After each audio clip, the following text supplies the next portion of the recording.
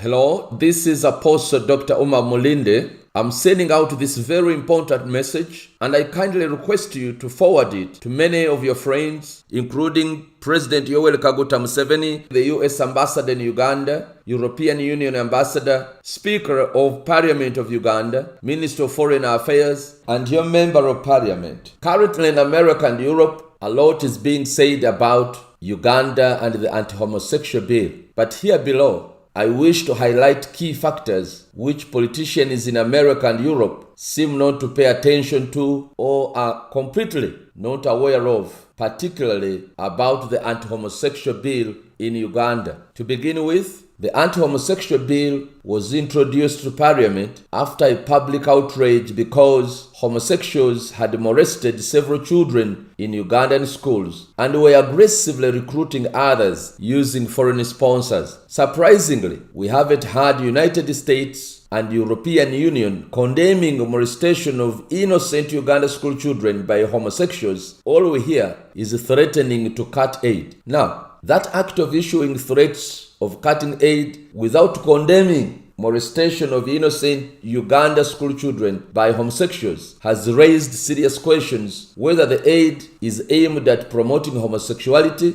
and therefore other Ugandans who are not homosexuals are not supposed to receive American or European aid, or whether Uganda leaders do not have any mandate to enact laws to fight molestation of children in Uganda, and whether it is right to molest innocent Ugandan school children provided you are homosexual. Now, since America and European Union are supposed to be promoting democracy globally, we keep wondering how democratic it is to call for a president of Uganda not to sign a law which has been overwhelmingly passed by the Parliament of Uganda. Imagine if it's possible for the American Congress or Senate to pass a law and the Ugandan president calls the US president urging him not to sign it. If that is not possible, then how democratic it is to think that a US president and European Union have rights to stop a law which has been overwhelmingly enacted by the parliament of another sovereign state. We must appreciate that human beings were created with different perception, mindset, way of life, and values. Therefore, there are practices which are good in Africa but bad in America and Europe. In the same way,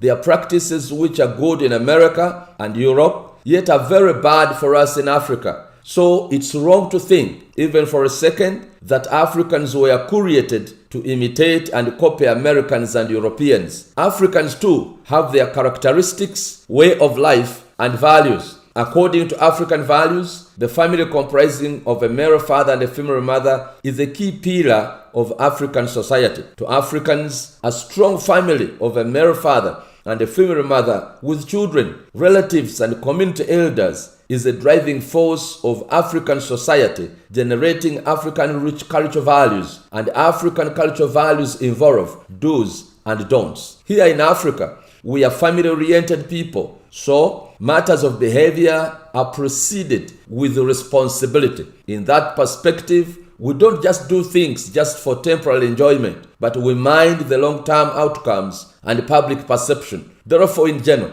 the sense of right and wrong is still alive among African people. Many Africans still regard the Bible as the holy book containing the infallible word of God. Even Muslims are putting the Quran ahead of their personal desires. That's why you shouldn't be surprised to find that on the matter of homosexuality, Africans are united in one accord regardless of religious differences. Therefore, in order to preserve American and European public relations in Africa, orders and threats of cutting aid in reference to this purely cultural difference matter should be avoided.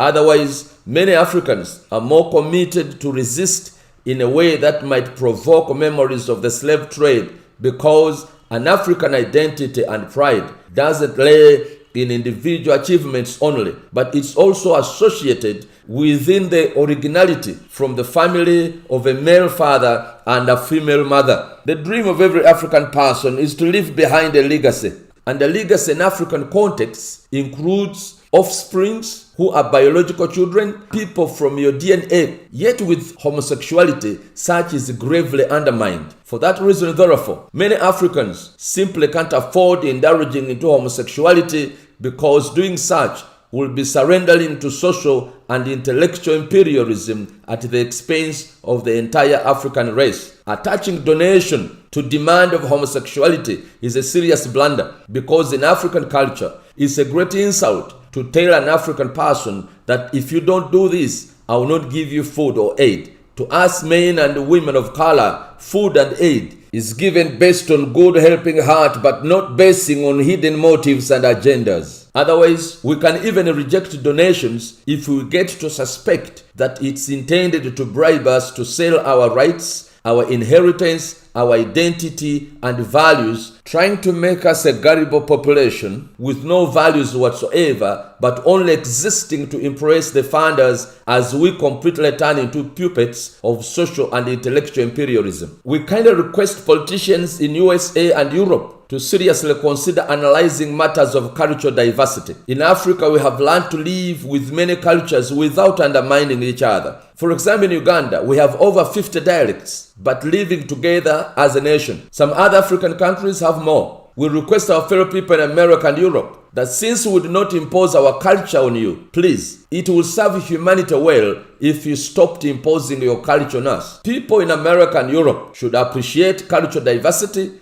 and stop universalizing the Western culture as an alternative way of life for everybody in the whole world. In that perspective, therefore, it should be noted that same-sex marriage is simply inconsistent to African culture and norms. I call upon President Yoweri Kaguta Museveni to remember the blood of all those who fought for African independence and prove to the whole world that Uganda is a sovereign country which makes its decisions by the will of its people and not based on pressures from abroad. Your Excellency Yoweri Kaguta Museveni, please, we request you to refuse the external orders and sign the anti-homosexual bill into law. The overwhelming majority of Ugandans will regard it to be a special Easter gift if President Yoweri Museveni will defy the Western threats and sign the Anti-Homosexuality Bill 2023, which was recently passed by the Parliament of the Republic of Uganda. If this message has made any meaning to you, please remember to forward this message to many of your friends, including President Yoweri Kaguta Museveni, the U.S. Ambassador in Uganda, European Union Ambassador, Speaker of Parliament of Uganda, Minister of Foreign Affairs, and your Member of Parliament for God and my country.